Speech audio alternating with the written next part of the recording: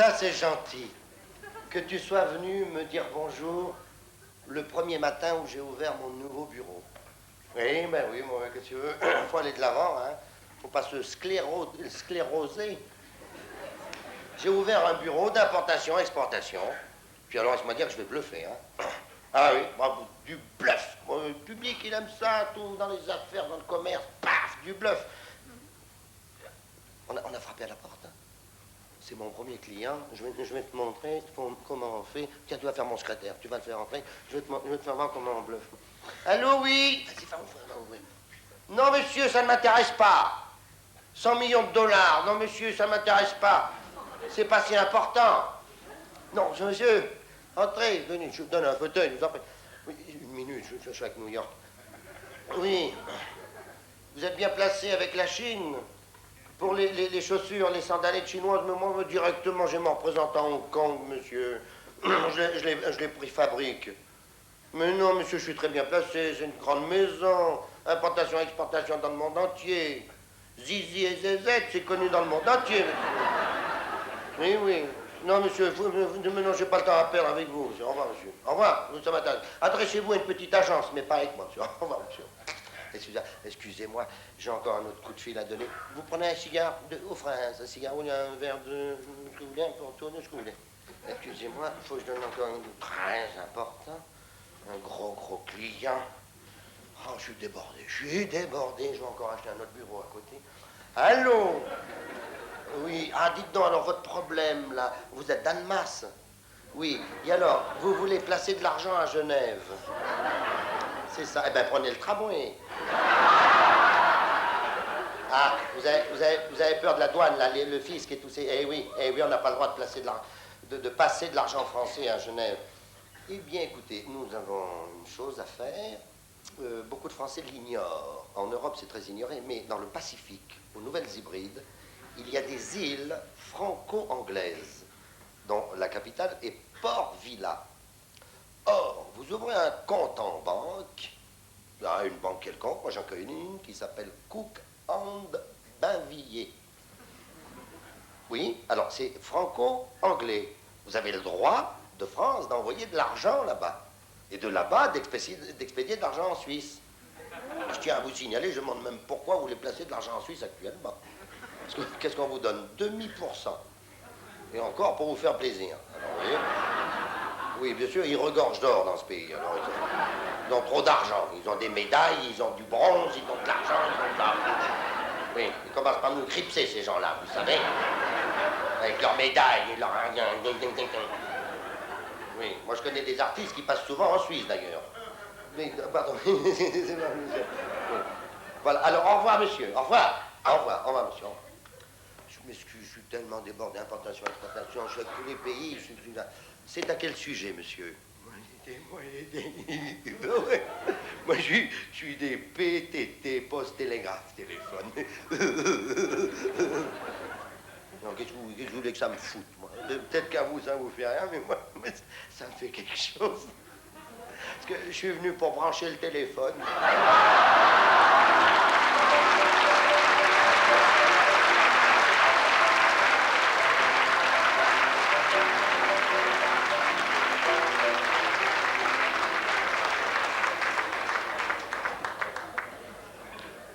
Il m'est arrivé une aventure insensée. Figurez-vous que j'étais avec mon camarade. J'ai été avec Quiquette. Et nous allions, avec mon camarade, nous allions en vacances. Le printemps était là, les oiseaux faisaient cuit dans les tilleuls en fleurs. On était heureux, on était contents. On était dans la voiture de sport décapotable anglaise, on était bien, oh, vive le printemps, on était bien, j'étais avec Quiquette, on était bien. D'un seul coup, c'est insensé, écoutez ce qui m'est arrivé, une aventure, vraiment, j'ose pas la raconter, on ne croit pas. Alors bon, oh, qu'est-ce que c'est? J'ai eu peur. C'est un courant d'air.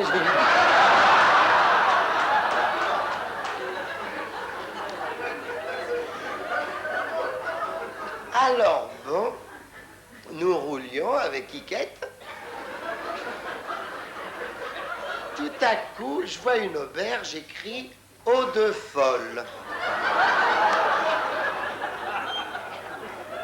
Je dis Kiki, Quiquette s'appelle Kiki. Mais c'est pas vrai, je viens de voir une auberge Eau de folle. Il faudrait qu'on s'y arrête. Et puis alors, quand il conduit, il n'aime pas s'arrêter. Il fait des performances, on part à telle heure, il faut qu'on arrive à telle heure. Il m'énerve, que je peux pas, c'est pas ce que je lui ferais quand il m'énerve. Et puis il me croit jamais. Quand je lui dis quelque chose, je lui dis, j'ai vu une auberge de folle, il me dit, c'est pas vrai. Je sais pas ce que je ferais, je suis énervé.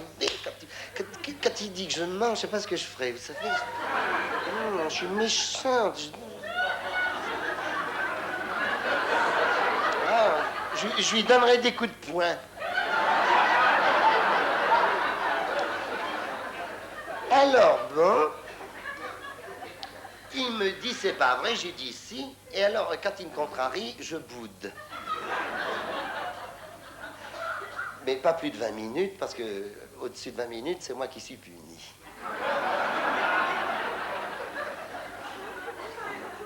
Alors, il me gourmande, il me critique. Alors, j'ai dit, ça, gentil, faisons demi-tour, je voudrais absolument aller voir cette auberge de folle. Oh, c'est peut-être spécial. Il me dit, ben, je veux bien. Oh, j'étais content. Alors, il s'est arrêté, j'ai ouvert la voiture. Attention, mon camarade va faire demi-tour. Arrêtez les automobiles, attention. Je suis remonté dedans, nous avons été à cette auberge. C'était très curieux. Très, très curieux. Oh, nous sommes rentrés là-dedans. On s'est assis. Il y a un monsieur qui est venu avec un tablier bleu, un béret, une chemise en toile écrue. Il vient vers nous. Alors, qu'est-ce que vous voulez bouffer, vous, là-dedans? Une légère collation, un breuvage quelconque, une petite limonade. Il y a du saucisson, et du jambon et du rouge ici, c'est tout ce qu'il y a. Ça vous va? Donnez-nous 2 sandwichs et puis 2 verres de vin rouge. On voudrait vous poser une question. Ouais, qu'est-ce que c'est? Ça s'appelle bien ici Eau de folle, l'auberge. Ouais, et alors? Ah non. Il m'a fait peur, vous savez pas ça? Mais je voulais tellement savoir pourquoi ça s'appelait de folle. Abuserais-je si vous me demandez? C'est mon camarade qui l'a demandé. Ah, non, c'est pas moi, c'est toi. Mais si, mais non. Pourquoi ça s'appelle Eau de folle? Bon, j'en sais rien. Oui, au fait, j'en sais rien. Moi, 15 ans que je suis là. Pourquoi ça s'appelle Eau de folle? Tiens, je vais demander à ma femme. Elle doit savoir, elle, ma femme. Oh! Hé! Henri!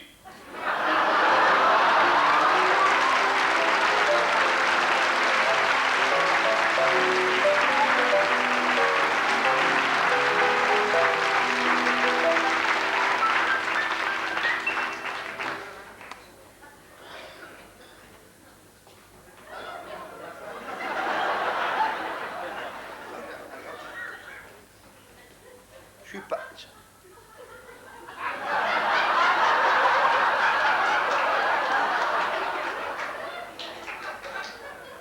C'est foutu, hein, s'ils étaient venus avant. Hein. Ah ben, ils sont venus les deux, là, où ils sont là.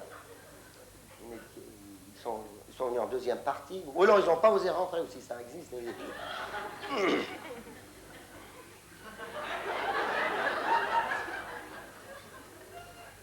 Ah, c'est madame avec ce monsieur, c'est monsieur. Vous êtes en avance pour la soirée de demain, vous, hein?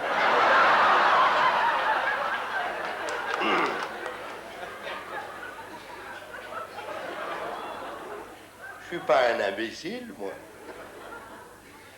Je suis douanier. J'aime pas les étrangers. Parce qu'ils viennent manger le pain des Français. Ouais. C'est curieux comme profession. Je suis douanier, puis j'aime pas les étrangers. Quand je vois un étranger qui arrive, puis qui mange du pain, je dis, ça, c'est mon pain. puisque je suis français, et puis ils mangent du pain français, donc c'est mon pain à moi. J'aime pas les étrangers. Parce que moi, je suis français. Et je suis fier d'être français.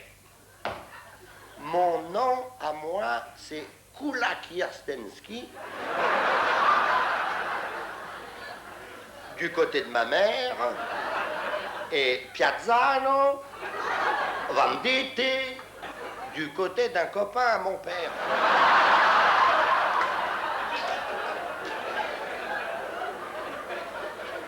Je peux pas vous dire si je suis français.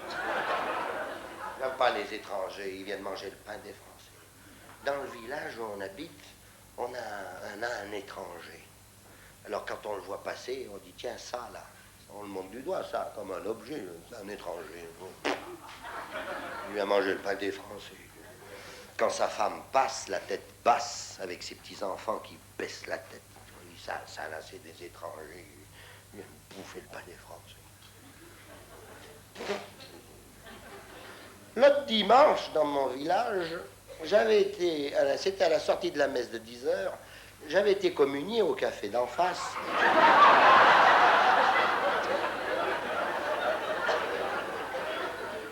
Il y a l'étranger qui a voulu me parler. Moi, j'avais autre chose à faire, penser, parler avec un étranger. J'avais mon tiercé à préparer. Enfin, du haut de ma grandeur, j'ai daigné l'écouter. Il m'a dit, ne pensez-vous pas qu'à notre époque, 1972, c'est un peu ridicule de traiter certaines personnes d'étrangères? Nous sommes tous égaux. Voilà ce que j'avais sur le cœur. Je voulais vous dire ça, monsieur le douanier. Vous qui êtes fonctionnaire et très important, vous qui avez le bouclier de la loi. Nous sommes tous égaux. On peut vous le prouver. Quand un chirurgien opère un cœur humain, que ce soit au Cap, à Genève, à Washington, à Moscou, à Pékin, il s'y prend de la même manière. Nous sommes tous égaux. Pauvre andouille, venir me déranger pour dire des inepties pareilles. Il a poursuivi, ils sont tellement bêtes ces étrangers.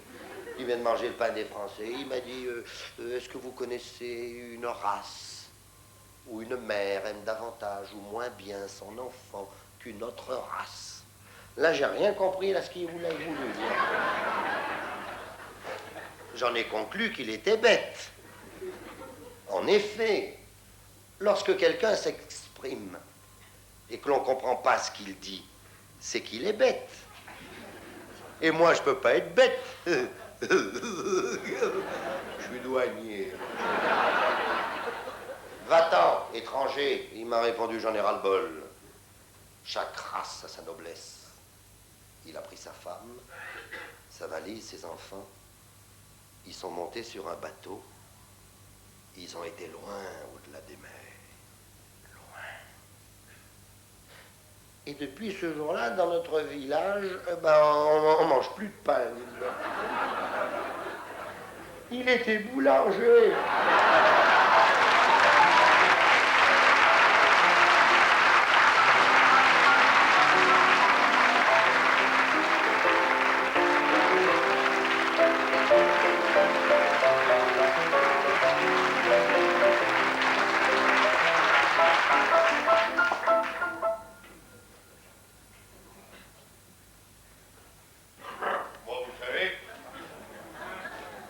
Qu'un pauvre paysan, hein. Je vous parlais de ma région parce que je connais ma région, les affaires des autres, je connais rien, j'ai déjà assez à faire pour moi, c'est pas pour m'occuper des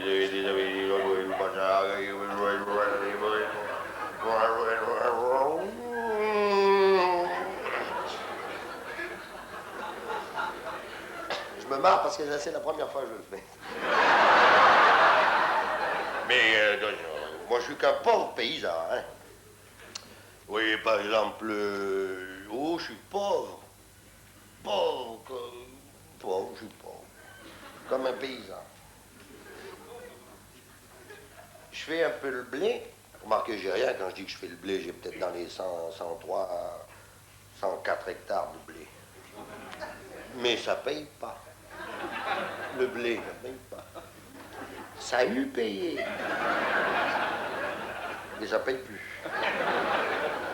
Ça paye, oui, si on veut, mais ça paye quoi? Bah, Ça paye la semence. je fais un peu la vigne. Bon, ok, quand je dis que je fais la vigne, j'ai rien, j'ai peut-être dans les 54, 55 hectares de vigne. Oui, 55 hectares, pas plus.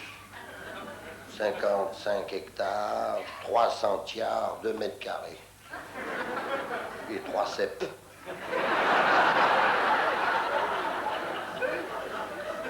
Mais la vigne, ça paye pas. Ça a eu payé. Mais ça paye plus, ça paye quoi? Bah, ça paye le sulfate. Et au prix où est le mildiou, je fais un peu la vache. Marqué quand je dis que je fais la vache, j'ai rien, j'ai peut-être dans les 82, 83 bêtes à cornes. Parce que j'ai dans les 100 hectares prairies, alors ça me permet de lever la vache, ça paye pas. Non, ça a eu payé, mais ça paye plus. Je préfère faire la vache que de faire le cheval. J'aime pas faire le cheval. Marqué quand je dis que je fais le cheval, j'ai rien, je suis qu'un pauvre paysan. J'ai peut-être dans les 50 chevaux. Une année 48, une autre année 52, 51, c'est suivant, quoi. Quand les juments, elles ont bien vélé, alors à ce moment-là... Mais ça paye pas. Le cheval, ça paye. Ça a eu payé. Ça paye plus. Remarquez, je me plains sans plaindre. Vous savez, nous, les pauvres paysans, on suffit que de peu de choses. Je fais mon pain moi-même, mon pain de seigle. J'aime bien couper ma tourte. Pain de seigle le matin quand je me lève. Du beurre. Mais j'ai rien, j'ai peut-être 3 hectares de seigle. Mais ça paye pas, hein, le seigle. Ça a jamais payé. Ma femme fait la chèvre. Moi, je fais le cochon. Elle fait le dindon. Moi, je fais le pigeon. Elle fait... Je vous vois venir aux quêtes de la ville. Vous êtes en train de vous dire, mais alors vous, les paysans, vous payez pas votre pain. Vous payez pas votre vin. Vous payez pas votre lait. Vous payez pas votre beurre. Vous payez pas votre fromage. Vous payez pas vos poulets. Vous payez pas vos œufs. Vous payez pas... Mais oh, oh, oh, oh, oh! Faut payer le sel. 5 ans qu'on est mariés avec ma femme. 5 ans. Je me souviens... Mon Dieu. Le matin des noces, elle était dans la cour de la ferme. Je lui ai dit, Pauline, viens ici, ma grosse Pauline. Parce que ma femme, c'est la vraie femme de paysan. C'est costaud, ça craint pas la maladie, ça parle jamais, ça travaille toujours. Viens ici, ma grosse Pauline, viens là, viens. Viens là, papa, alors, viens là, alors. J'ai rien à t'offrir pour ton cadeau de mariage, rien. Je suis un pauvre paysan, tu le sais. Pour le meilleur et pour le pire. Moi, avant d'aller voir les deux guignols, le maire et le curé, moi, je vais te dire une seule chose. Je te la redirai jamais plus. Oh, ça sera pas aussi joli qu'à la télévision ou au cinéma, quand ils se font des déclarations d'amour avec du violon par derrière. Moi, comme violon, il n'y aura que le vent qui chantera dans les peupliers. Donc la phrase que je vais te dire, je te la redirai jamais plus. Je t'aime. Et comme cadeau de noces, j'ai rien à t'offrir. Aussi, j'ai une idée, je vais te donner tout le fumier des chevaux. Elle m'a dit, c'est pas vrai. Si, à partir d'aujourd'hui, tout le crottin, ça sera pour toi. On est que des pauvres paysans. Ben, le lendemain matin, vous me croirez si vous voulez, le soleil, il n'était pas levé. Je me suis retrouvé tout seul dans mon lit. J'ai ouvert la fenêtre, je l'ai vu avec la fourche. Tout le crottin, c'était pour elle. Elle en faisait des tas de crottins, qu'elle expédie à Paris. Et qu'elle expédie encore à Paris chez les champignonniers. Parce que cette garce de bonne femme, je sais pas qu'elle avait été trouvée ça. Le champignon Paris ne pousse exclusivement que sur le crottin de cheval de province. Moi, je savais pas ça. Je le savais. Alors, toutes les semaines, elle envoie un plein wagon de crottin à Paris. Il paraît que plus ça va, plus ça augmente. C'est tellement cher qu'il n'y a pas la bourse du crottin. Plus ça va, plus il y a de tracteurs, et plus ça va, moins il y a de chevaux. Toutes les semaines, un plein wagon de crottin à Paris. L'autre jour, elle me dit, Fernand, 5 ans qu'on est mariés, si tu m'amenais à Paris, oh ben j'ai dit, si tu veux, montons dans la bétalière. Et on a été place Vendôme, chez ces bijoutiers, il faut pas dire bijoutier, il faut dire, je ne veux pas quoi, orfèvre diamantaire. Il y avait du velours bleu de tous les côtés. On est rentré là-dedans. Ma femme avait son sac à main avec tout l'argent du fumier. Il nous faisait regarder dans des lunettes pour voir des diamants, dites donc. Moi, je croyais qu'il se foutait de nous. Moi, j'ai l'habitude de regarder d'une montagne à l'autre, mais alors, il y avait ça, il fallait regarder des lunettes. Alors, quand ils m'ont dit, regardez ce diamant, celui-ci, il est pur. Ah bon, et celui-là, il a un reflet bleu. Vous le voyez? Je vois que ça, dis donc. Moi, je vois ma sœur, je lui ai répondu. Enfin, avec l'argent du fumier, elle s'est acheté un diamant. Avec des timbres, des papiers, des tamponnés comme quoi il était pur. Moi, il me plaît pas, le diamant qu'elle a choisi. Il est trop gros. C'est ce que je lui ai dit. Qu'est-ce que tu vas avoir pour 600 000 francs? On est que des pauvres paysans. Le printemps va arriver. Quand vous passerez par ces montagnes, faites-moi plaisir, venez me trouver. Je vous ferai goûter mon dernier vin blanc. On mangera mon dernier foie gras que j'ai fait moi-même. Vous monterez sur un de mes chevaux. Vous irez dans une de mes forêts. Je vous ferai tuer un de mes chevreuils. Pour me trouver, c'est facile. Vous n'avez qu'à demander un nommé Crésus.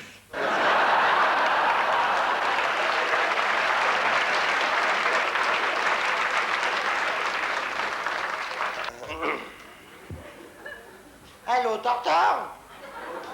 C'est Roro. Oui, tout va bien. Alors, oui, je suis à la frontière franco-belge. Oui, allô, Alfonso? Allô, Marseille? Mais c'est pas possible, qu'est-ce que c'est que ça? Il y a des réminiscences. Oui, Alfonso, c'est Roro. Oui, tout va bien. Voilà pourquoi je t'appelle. Je suis à la frontière franco-belge. Oui, je te l'ai déjà dit, je te répète, parce qu'avec les téléphones, on ne sait pas si on a écouté. C'est au sujet des 20 kilos de bicarbonate de soude.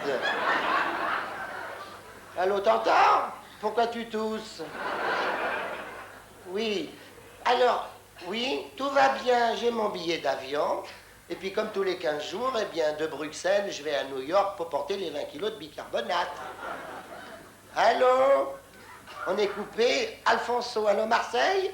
C'est quelqu'un, ça, alors? C'est téléphone, alors? Allô? Quand je pense qu'il y a des gars qui ont fait des histoires il y a 20 ans sur le 22 à Agnières, il pourra encore la raconter encore à cette heure, dis donc. Bicarbonate! B comme hippie pourra. I comme interdit de séjour.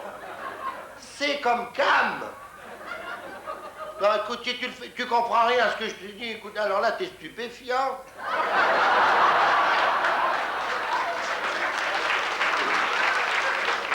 Allô, t'entends? Pourquoi tu tousses? Ah, voilà, bon, on est en ligne. Alors voilà pourquoi je t'appelle. Parce qu'il y a les douaniers, ils ont pris les 20 kilos de bicarbonate. Oui, et alors, il s'avère qu'il y a 20 kilos 100 grammes. Alors, il faut payer une taxette sur les 100 grammes de 3 francs 20. Alors, le reçu, est-ce que je dois le mettre à mon nom ou à ton nom? Allô, t'entends? Pourquoi tu tousses? Oui, c'est le but de mon coup de fil, parce que ton adresse, c'est bien 234 Cours Belzins. Allô, t'entends? Mais pourquoi tu tousses? Je le mettrai à mon nom. Oui. Où il est, le bicarbonate? Oh ben, il risque rien. Il est dans les mains du chef douanier, là.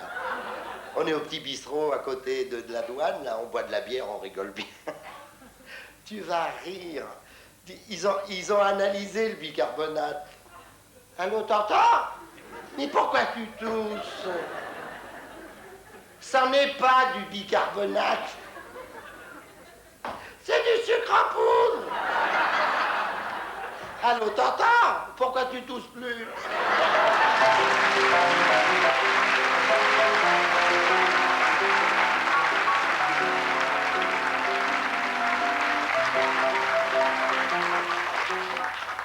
Écoute, Nunus. Nunus, écoute, je suis ta grand-mère. Nous sommes en automobile. À côté de moi, il y a ton grand-père qui est derrière, mais tu bois trop, Nunus. Tu picoles trop. Écoute, Nunus, t'as déjà bu 3 litres de Fanta. Tu attaques une bouteille de cognac et tu veux jeter un mauvais sort à une bouteille de whisky. Fais attention, surtout qu'il y a un moteur qui nous suit. Oh, fous-moi la paix, mémé. On est dimanche après-midi, j'ai juré de ne pas me faire repérer aujourd'hui. Je dépasse pas le 60 à l'heure. J'ai pas doublé une seule voiture. Au carrefour, c'est moins une si je descends pas pour voir s'il n'y a pas un vélo qui arrive. Alors fous-moi la paix, mémé. C'est pas ça, Nunus. Je te dis qu'il y a un moteur qui nous suit. Oh. Est-ce que c'est pénible, les vieux, quand même, hein?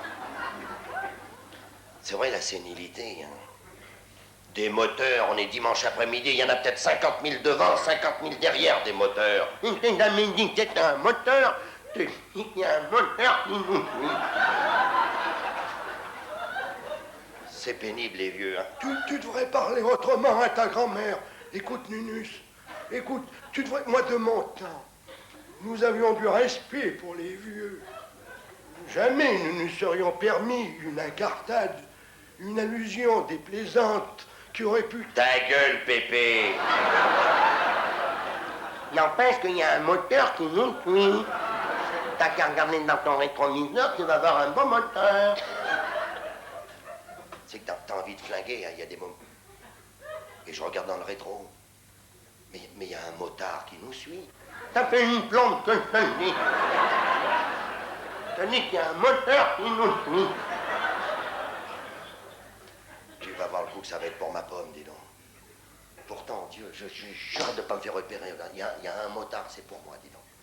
Ah, j'ai une gueule, j'attire les flics, moi, dis donc. Et je devrais avoir une prime. Parce que moi, je les attire de dos, hein. Regarde-le, il me double. Ça y est, il me double. Dis donc, regarde-le, c'est pour ma pomme. Je fais celui qui le regarde pas pension. Il est à 100 mètres devant nous. Il stoppe. Il descend de sa moto. Et il fait signe d'arrêter à qui? À moi. Je suis même pas étonné, Bonjour, monsieur. Gendarmerie nationale, prévention routière. Bravo! Félicitations. Ça va faire 1 heure que je vous suis. Ainsi qu'un hélicoptère de la gendarmerie nationale. Ah bon? Alors il y a un motard, il y a un hélicoptère, il n'y a pas un sous-marin aussi? Bravo! Félicitations. 1 heure que je vous suis. Vous n'avez pas dépassé une seule fois le 60 à l'heure. Vous n'avez pas doublé aucune voiture. Vous avez été extrêmement prudent. Félicitations. Vous n'êtes pas sans ignorer que la prévention routière octroie une prime de 5 000 francs tous les dimanches au meilleur conducteur du dimanche.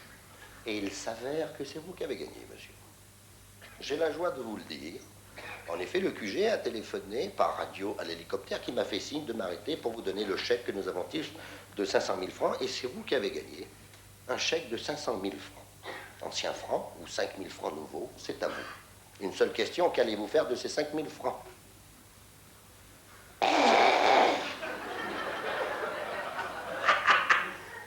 C'est une blague ou quoi? On ne plaisante jamais dans la gendarmerie, monsieur. 5 000 balles d'un seul coup. Bon, ben, j'irai à auto-école pour essayer de réussir à avoir mon permis de conduire. N'écoutez pas, monsieur l'agent, n'écoutez pas, il est sous comme un cochon. Non, mais alors là, je le savais, hein. Je le savais, de rouler dans une voiture volée, on aurait des ennuis.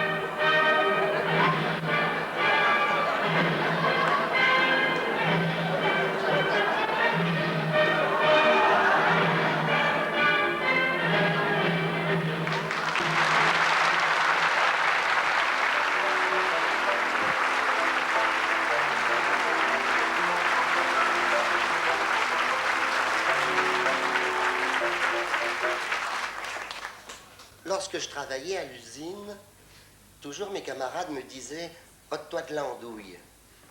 Tu vois bien que tu gênes, avec ta tête avant délacée. C'était mon surnom, ça. T'as une tête avant délacée. C'est ridicule. Tous les surnoms sont bêtes. Surtout celui-ci. T'as une tête avant délacée. Parce que quand j'étais employé à la fabrique, j'étais au nettoyage, à l'entretien. Alors je passais avec mon balai et ma serpillière entre les machines. Alors il y avait les tourneurs, les ajusteurs, les fraiseurs. Il n'y a pas beaucoup de distractions dans une usine. La moindre chose fait sourire. Alors, ils me voyaient passer, ils disaient, tiens, là, l'autre idiot. Paf! Oh, t'as de là, crétin, avec ta tête avant de dilacer. Moi, ceux que j'aimais le moins à l'usine, c'était les tourneurs. Oh, ils sont méchants, ceux-là.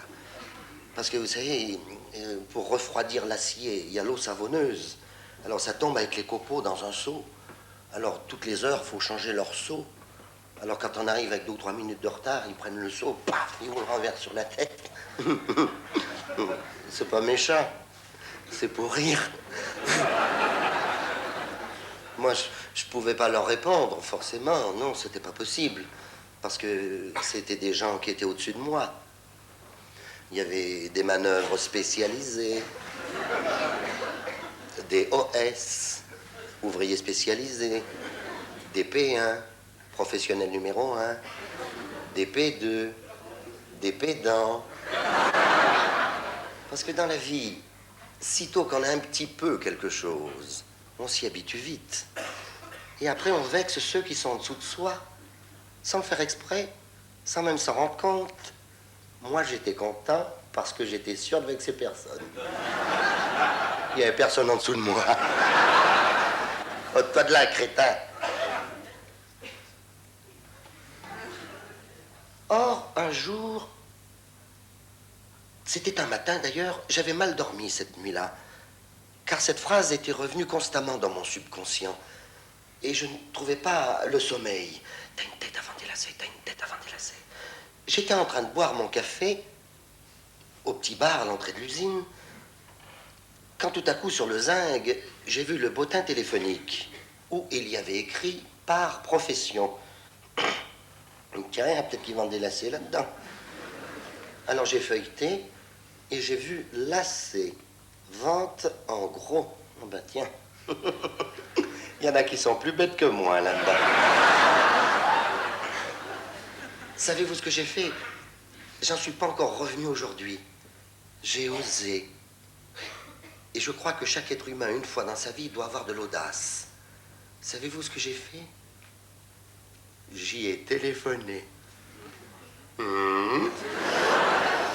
J'ai pas eu peur.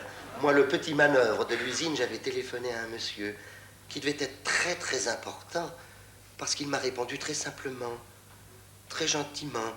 Au lieu d'être rabroué, il a su me mettre à l'aise. Pour être aussi courtois, aussi aimable, aussi diplomate, j'ai dû tomber sur le grand patron. Allô? Oui, monsieur, ici on fabrique des lacets. C'est à quel sujet? Plaît-il? Vous avez une tête avant des lacets? Je comprends pas ce que vous me dites, monsieur. Passez dans la fabrique. C'est ça, on s'arrangera toujours. Au revoir, monsieur, au revoir. Dans quoi je m'étais embringué? Bon, il faut que j'aille m'excuser. Pour une fois que je tombe sur quelqu'un de poli. Alors l'après-midi, j'ai été le trouver. Bonjour, monsieur. C'est moi que je vous ai téléphoné ce matin. Je suis pas l'idiot du village. Je suis l'imbécile de l'usine. On me fustige constamment. On me dit que j'ai une tête avant des lacets. Mais en venant chez vous, j'ai réfléchi. Je peux pas en vendre des lacets parce que j'ai pas de capitaux. J'ai rien. Je ne suis rien. Aucune importance, mon cher. Il ne suffit pas que d'avoir des capitaux pour réussir dans la vie. Ce serait trop facile. Vous m'êtes sympathique. Laissez votre vélo en gage. Vous repartirez avec des lacets. Quand je me suis retrouvé dans la rue avec des lacets sous les bras, plus de vélo, qu'est-ce que j'allais en faire? Je serais l'éternel imbécile. Je déambulais, là, sur les trottoirs, cherchant une balustrade pour les jeter derrière mes lacets. Heureusement que mes copains ne me voyaient pas à l'usine. Ils seraient encore moqués de moi. Alors je les ai posés sur une chaise d'une brasserie qui était là. Voilà. Je les avais pas si tôt disposés, mais lacés.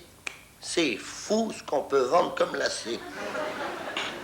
Tous les gens qui passaient, quelle bonne idée, des lacets.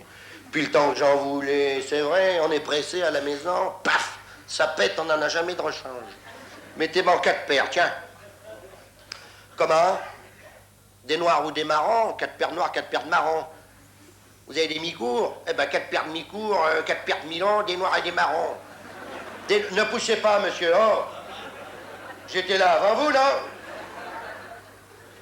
Vous battez pas. Suivez la file. Et par ici, la bonne soupe. J'ai eu vite fait que de récupérer mon vélo. Après, j'ai acheté une petite machine à main pour faire les lacets tout seul. J'avais vu ça dans le chasseur nordique. Faites vos lacets vous-même. Ça vous délacera. On reconnaît une bonne publicité lorsqu'il y a un mauvais jeu de mots. Et plus le jeu de mots est facile, plus on accroche le public. Car à notre époque, en 72, il faut des choses très très faciles, très simples, pour que le public comprenne. Il ne faut pas qu'il cherche à comprendre. Il faut leur distiller, leur mastiquer, etc. J'ai acheté mon fil à Roubaix. Alors le fil, il rentrait là, et les lacets sortaient là. Je les faisais vendre par le fils du crémier, le fils de la concierge. Un jour, il y a un monsieur qui est venu me trouver. Bonjour monsieur, on a appris que vous fabriquez des lacets. Vous devriez essayer notre machine électrique, d'Italie, de Torino, marque Non Capisco.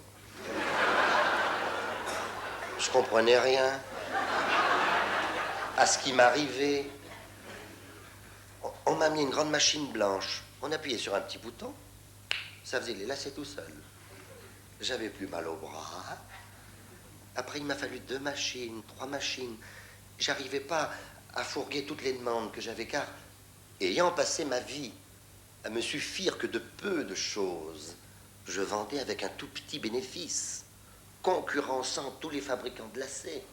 Il m'a fallu 5 machines, 7 machines. J'étais débordé par les commandes. 11 machines, 17 machines, équipe de jour, équipe de nuit. En ce moment, j'en exporte. Mais ce que j'ai eu comme ennui passé un moment, oh, je vous souhaite pas d'être patron de fabrique. Oh, avec des gens pas complaisants, c'est des fonctionnaires, le visage rébarbatif. Ils sont contents quand ils voient les autres qui sont ennuyés. Vous avez des ouvriers, c'est vous le patron? Ils sont pas déclarés, mais alors rien n'est en ordre dans votre fabrique. Qu'est-ce que vous voulez que je déclare, moi? C'est tout juste si je sais lire et écrire. Compter, oui. J'ai pensé, il me faut un directeur. Il me faut un intellectuel. Quelqu'un qui connaisse les lois sociales. Parce que la vie est très bien faite. Ah oui, c'est chouette, la vie. Oui. Tout s'équilibre. Il y a des jeunes gens qui font des études pour faire gagner de l'argent plus tard à ceux qui n'en ont jamais fait. Alors j'ai fait passer une annonce dans un journal. Manœuvre cherche directeur. Ce qu'il a pu en venir de ces pauvres malheureux. Des licenciés, des agrégés. Ils faisaient la queue devant moi. J'étais gêné. J'ai engagé le premier. Il m'inspirait confiance. Il avait une chemise blanche. Malgré que j'ai pas compris une syllabe de ce qu'il m'a dit. Il m'a parlé, je me souviens, il m'a dit, monsieur, je suis trilingue. Moi, je suis le patron.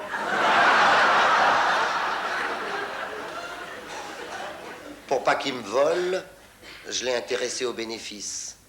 Alors, voyez-vous, maintenant, quand je repasse à la sortie de l'usine, là où je travaillais avant, quand je passe, là, dans ma grande voiture décapotable, 45 chevaux, et avec moi, ça fait 45 chevaux et un âne, et que je vois mes anciens copains qui sortent de l'usine, par coïncidence, Je dis à mon chauffeur, Édouard, ralentissez un peu. V'là que je parle comme ma femme maintenant. Et puis je descends, débonnaire. Je vais pour leur serrer la main. Salut les gars! Ils se retournent, ils me regardent, ils me reconnaissent pas. Dis donc, Polo, tu le connais ce mec-là? Lequel? Celui qui nous appelle là-bas. Oh, qu'est-ce que c'est que cette fesse d'Aran, là? Jamais vu, moi, ce mec-là. Une bagnole comme ça, on n'a pas des relations, nous, avec des mecs pareils. L'un réajuste sa casquette, l'autre sa musette. Ils suivent leur chemin. Et c'est encore moi, l'éternel idiot, qui leur court derrière. Oh, grand Riri, Tikiki, vous vous souvenez pas de moi, l'imbécile, celui à qui vous donniez des coups de pied à l'usine. Aussi, regardez, aussi c'est moi. Alors je leur serre la main. Je leur en veux pas. Oh non. Je leur donne une paire de lacets.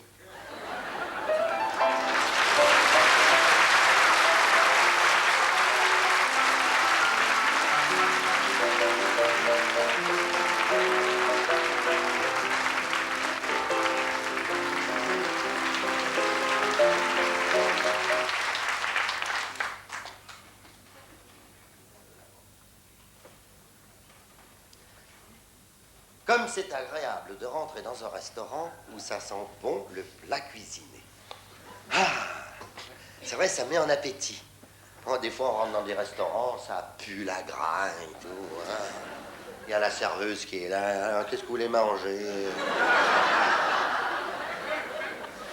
Go et Milo, ils font demi-tour, voyez-vous. Tandis que chez vous, maître d'hôtel, je hume le fumé. Ça sent bon le plat cuisiné. Bonjour, monsieur.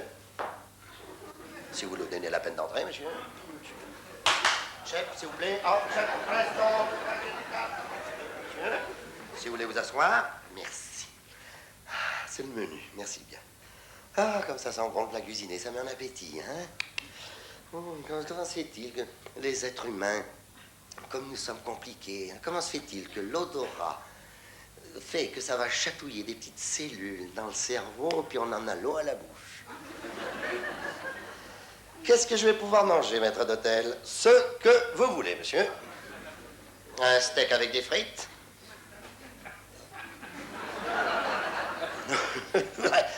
Je voudrais apprécier autre chose, puisque ça sent bon le plat cuisiné. Je suis gastronome.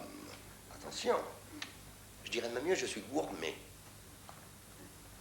Et comme ça sent bon le plat cuisiné, je voudrais manger autre chose qu'un steak frites. Je vais manger, ben, il y en a du choix là-dedans, dis donc. Il y en a autant devant que derrière. C'est un grand restaurant, quand on voit des menus, ça n'en finit plus. Je vais manger une quiche Lorraine. Plus du tout de quiche Lorraine, monsieur. Je sais même pas si un jour il y en a eu ici, voyez-vous. Ah. Qu'est-ce que je vais pouvoir manger, alors? Ce que vous voulez, monsieur. Un steak avec des frites? Vous êtes un farceur. Oh, comme ça sent bon le plat cuisiné. Je m'en fous de plein Je hume le fumé. Alors, je vais manger un trèfle de plaisanterie, comme dire un lapin dans un carré de luzerne. N'anticipons pas, comme disait Mathusalem, à qui l'on parlait de la retraite des vieux. Je vais manger, maître d'hôtel, je vais manger un gratin dauphinois avec une petite épaule d'agneau. Ça, c'est très bon, parce que le goût de l'agneau se marie très bien avec le gratin. Ça, c'est... Vous fatiguez pas, c'est une erreur de la dactylo, ça. Parce que la religion de notre chef cuisinier lui interdit à toucher le mouton. C'est un péché mortel dans sa religion. Oh, je connaissais pas cette religion. C'est tout nouveau, monsieur. Ça se fait beaucoup en ce moment, monsieur. Il y a les antoinistes, il y a les hindouistes, il y a les calvinistes, il y a les bouddhistes et il y a les moutonistes. suis en train de penser à ce pauvre Dieu. Il doit en avoir du boulot avec toutes ces religions. Surtout que chacun croit que c'est lui qui est la vérité. Enfin, je veux pas qu'il fasse un péché mortel s'il touche du cochon. Du mouton. Je confondais avec les musulmans. Alors, oh, ben oui, alors qu'est-ce que je vais manger? Ce que vous voulez, monsieur. Un steak avec des frites. Je suis gentil, mais il faut pas exagérer non plus. Hein? Je suis une bonne pomme, mais... où tu vous foutez de ma gueule, hein? Alors, ne redites plus votre steak frites, parce que moi, je le prends, je le fous sur...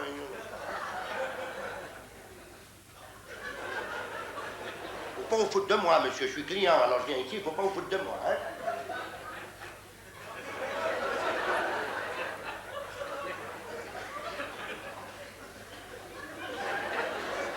Je vais manger une douzaine d'escargots. Plus du tout d'escargots. Il en restait un. Il vous a vu arriver. Il est parti en courant. Ah, qu'est-ce que je vais pouvoir manger? Ce que vous voulez. Un steak avec des frites. Maître d'hôtel, poussez-vous, poussez-vous. Avant qu'il y ait un fait divers demain dans le journal. Messieurs les garçons, poussez-vous. Messieurs les chefs de rang, laissez-moi passer. Où est la cuisine? Madame la téléphoniste, où est la cuisine? Parce qu'il vient bien de quelque part, ce parfum de bonne cuisine. Alors, faudrait pas prendre pour un crétin. Oui, madame la vestiaire, c'est la cuisine. Merci beaucoup. Excusez-moi, pardon. Oh. Ah, c'est la pâtisserie ici. Excusez-moi, ben il y en a du monde dans ce restaurant. Voilà, la cuisine. Excusez-moi, chef. Excusez-moi, les petits mitrons. Mais c'est ça qui sent si bon dans cette marmite en cuivre. Ces lentilles qui mijotent avec des petits lardons, des petites saucisses. C'est ça que je veux. Ah, ça, jamais, monsieur. Et pourquoi? Ça, c'est pour le personnel.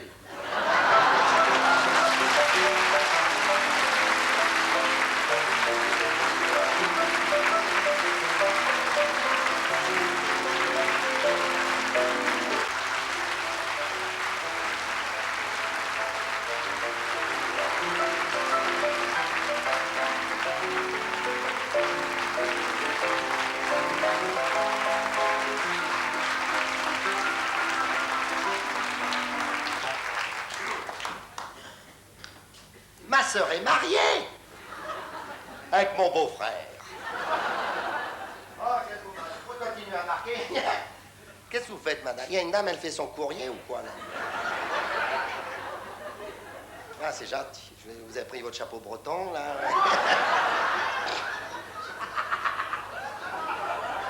Cette dame, depuis le début... Ah bah vous voyez pas où vous êtes pas. Mais qu'elle a fait un beau mariage. Je crois même qu'elle a fait 2 fois un beau mariage, ma sœur, en ce sens que mon beau-frère a une très très belle situation. Ah oui. Ah ben ça, ma sœur serait pas mariée, ça compte, vous savez. Ah.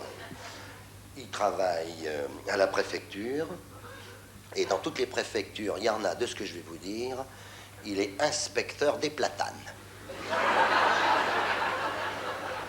Alors, toute la journée, il inspecte. Quoi, les platanes?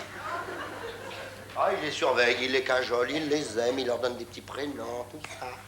Et puis, quand le malheur veut qu'il y en a un qui est très malade, et puis qu'on va lui couper le tronc, il se met en deuil. Oui, puisqu'il travaille à plein palais, là-bas, alors...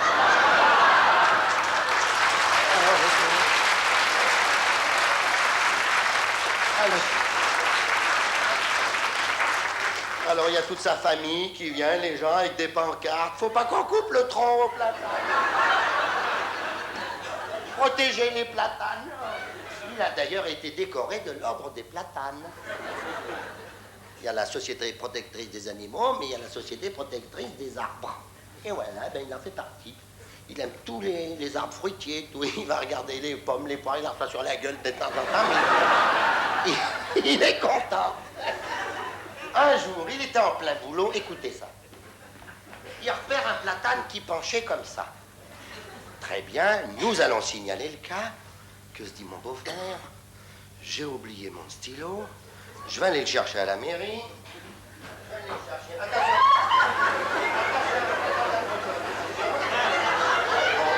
Je passe alors.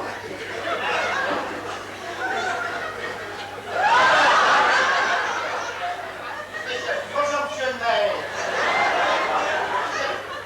Je viens chercher mon stylo parce qu'il y a un platane qui penche. Il n'y a pas de quoi se marrer. C'est que c'est important. C'est que ça va jusqu'aux eaux et forêts, la mairie, la préfecture, la sous-préfecture. Et après, il faut prévenir les bûcherons. C'est très important, c'est emmerdant à passer ici.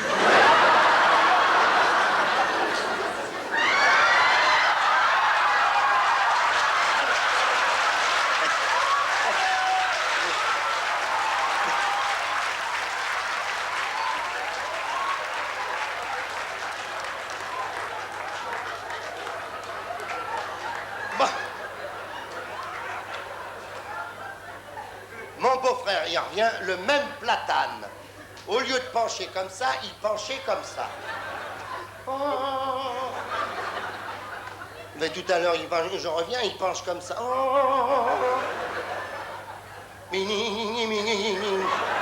Oh. Peut-être que je suis venu du sens opposé où j'étais parti. Je vais refaire le tour de la place de Bretagne. Il revient le même platane, au lieu de pencher comme ça et comme ça, il penchait comme ça.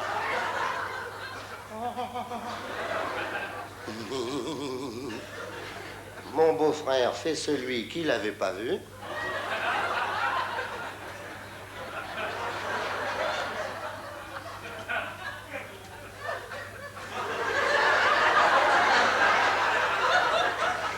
Il se retourne, le même platane, au lieu de pencher comme ça, il penchait comme ça.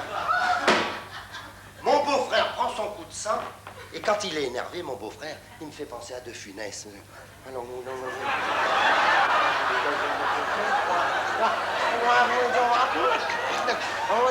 Deux jours, 2 nuits, mon beau-frère reste à côté du platane.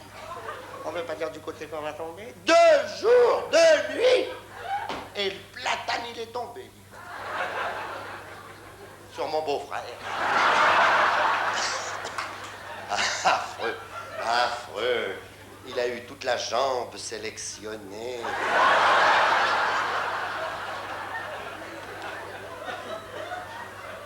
Alors après, la mairie, la préfecture, reconnaissante, lui ont offert une jambe de bois.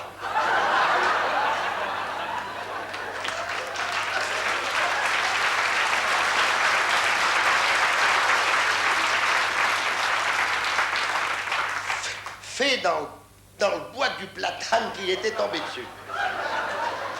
Il n'y a qu'un ennui, c'est que le bois n'était pas tellement sec.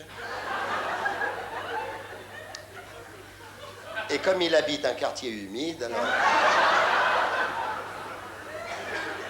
ça germe. Alors, tous les 8 jours, quand il a fini de se raser... il prend son petit sécateur.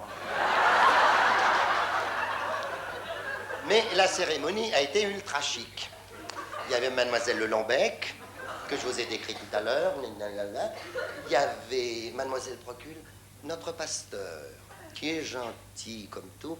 Il a placé Mademoiselle Procule à l'harmonium parce qu'elle a de l'oreille. Et je crois qu'il a raison, parce que lorsqu'on est devant un clavier, vaut mieux avoir de l'oreille. Et Mademoiselle Procule, pour avoir de l'oreille, elle a de ses feuilles de chou, mon pote. L'autre fois, je la voyais passer en vélo. Non, là, elle m'a fait de la peine. Hein.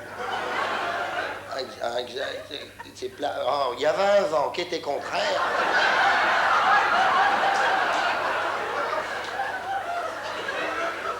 Elle allait à la messe de 10 heures. Elle est arrivée pour les vêpres. Il y avait Mademoiselle Procule avec son neveu, parce que... non, je voudrais pas que ça se sache. Avant qu'elle se marie, ma sœur, nous vivions ensemble. Et mademoiselle Procule, elle vit avec son neveu, qui est un charmant garçon. Très gentil.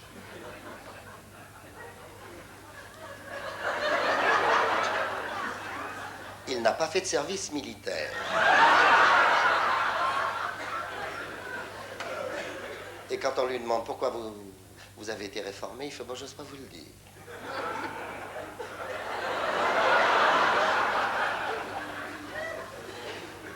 Oh ben non, écoutez, c'est gênant. Non, n'insistez pas.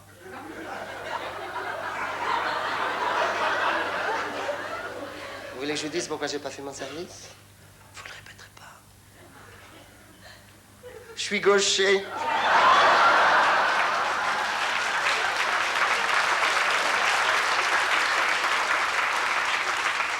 Moi, je vivais avec ma sœur, mais lui, il vit avec sa tante.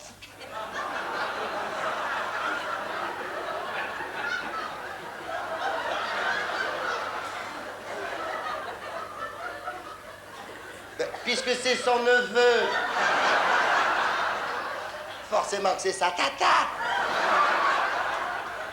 Il y avait Monsieur Chalamont, sous-chef de rayon au grand magasin.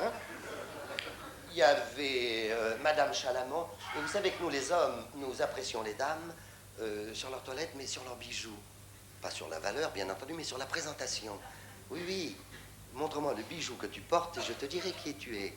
Et quand on voit arriver Madame Chalamont, avec ses bijoux, immédiatement on pense, tiens, quelle délicatesse, quelle race, quelle féminité, quelle classe.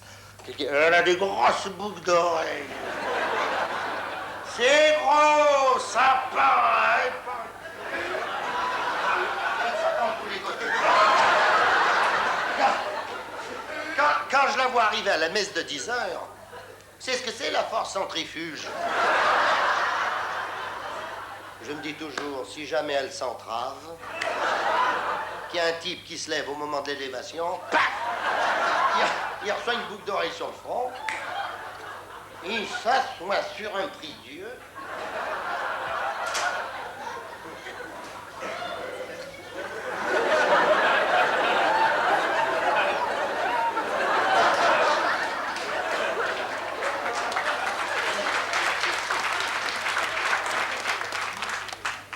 Il doit recevoir sa esprit.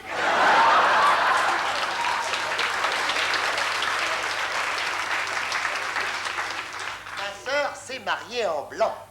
Bisque, bisque, bisque.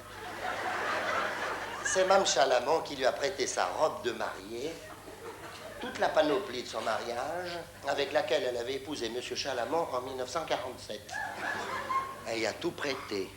Les chaussures, les gants, le réticule, tout. On n'a rien eu à dépenser. Tout. Le voile, la robe, la fleur d'oranger, tout. La fleur d'oranger, il a fallu qu'on la repasse à la vapeur parce qu'on fait... Hein? Depuis 1947...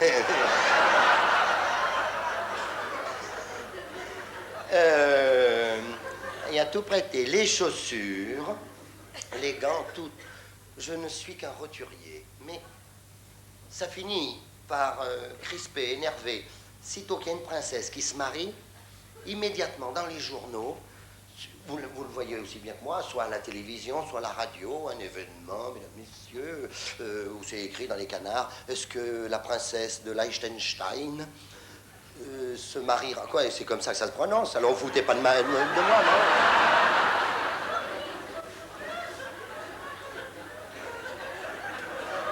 Vous foutez de ma gueule, moi je m'en vais, écoutez.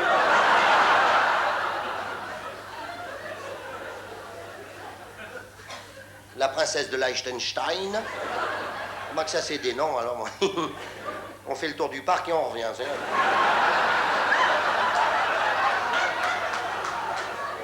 Est-ce qu'elle se mariera en grande pompe, comme la duchesse de Kent, qui s'est mariée en grande pompe en l'église de Westminster, Whitcountry of London?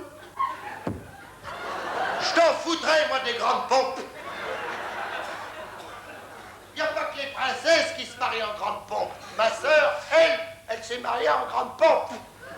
Pour être en grande pompe, elle était en... Parce que Madame Chalamand, elle chose du 57...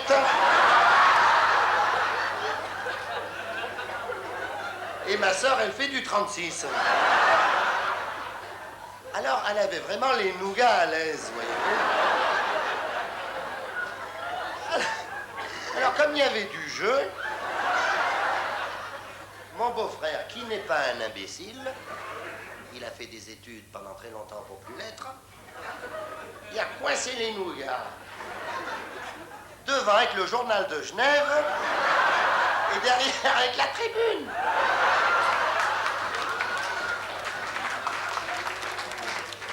Tout s'est bien passé. Il y a eu une petite anecdote bénigne. Bénigne, vraiment. Vous savez qu'à l'église catholique, parce que ma sœur et moi, nous sommes catholiques. On est catholiques, nous. On n'y est pour rien. Lorsqu'on avait un mois, on nous a, hop... Et alors après, ça vous marque pour toute la vie. Si, c'est-à-dire que lorsque vous voulez vous marier plus tard, eh bien, il vaut mieux que votre conjoint soit de la même religion que vous. Sinon, ça crée des problèmes. Si, c'est vrai, si votre conjoint est d'une autre religion, ou musulmane, ou mormon, etc., mais alors, par contre, si votre conjoint est de la même religion, il n'y a pas de problème.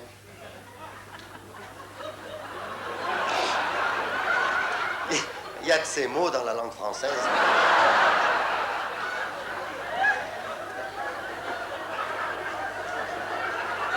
Mais si ça se trouve, vous n'en y étiez jamais aperçu, c'est ça.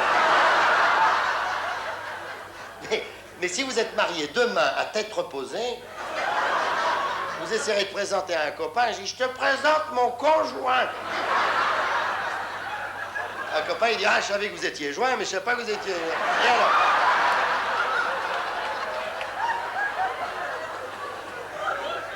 Vous savez que dans le rite catholique, toujours les jeunes mariés tournent le dos à ceux qui sont venus les voir.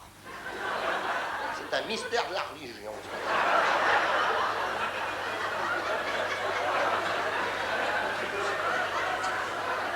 Il y a des cousins, des cousines qui ont fait 200 km en bagnole pour voir les mariés. Tu les verras. Alors après la bénédiction nuptiale, c'est le prêtre, il est là, come tutti quanti, non capisco italiano, siciliano. E per favore,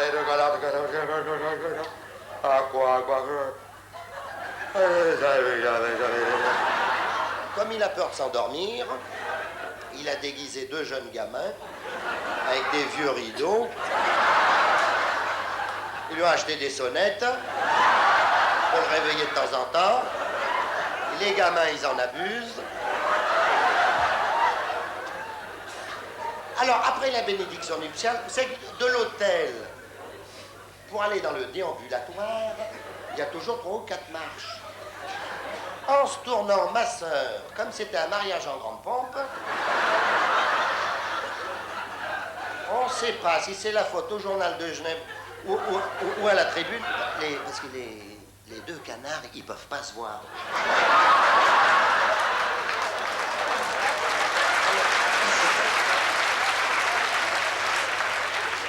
Elle s'est entravée les targettes. Mon beau-frère a voulu la rattraper.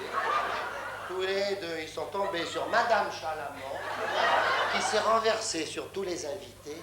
Tout ça, ça avait les 4 fers en l'air. Affreux. Affreux. Mademoiselle Lelombec, qui était à côté de l'harmonium, elle était en train de chanter un requiem joyeux. Si, parce qu'il y a un soufflet de l'harmonium qui était crevé. Et Mademoiselle Procule, malgré qu'elle ait de l'oreille, elle est sourde comme un pot. Aussi, elle pédalait dans le vide. Elle changeait bien de vitesse de temps en temps. Et Mademoiselle Lombec, voulant absolument que ma sœur sorte de l'église avec la marche nuptiale de Mendelssohn, toute seule, Mademoiselle Le Lombec s'est mise à chanter dans l'église. La la la la la la la la la la la la. Quand elle a vu ma sœur qui s'allongeait dans cette église, ça lui a fait comme un coup. Elle s'est coincée le dentier dans la glotte. Affreux. Elle était là.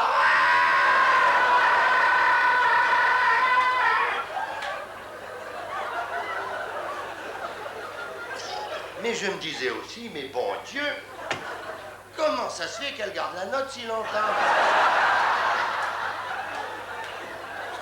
Heureusement, Dieu soit loué, derrière Mademoiselle Lambert, il y avait le neveu à Mademoiselle Procule. Lorsqu'il a entendu hurler comme ça, je ne sais pas ce qu'il lui a pris, un geste inconsidéré, paf! C'est la première fois que ça lui est arrivé. Ça fait que ça l'a dégagé et le dentier est revenu dans son orbite. Mon beau-frère, dans cette église, qui criait « Ma moumoute !»« Ma moumoute !» Il avait perdu sa perruque. « Ma moumoute !» C'est un enfant de cœur, il croyait que c'était un rat qui était crevé. Il avait balancé dans le bénitier. Ma moumoute ! On voyait un genou parmi les invités. Alors, à la sortie du bénitier, il se l'est remis sur la tronche. Et en sortant d'église, il a dit, eh ben comme ça, je serai béni pour un bon moment. Le mariage de ma sœur a été très très chic. En grande pompe, très très chic.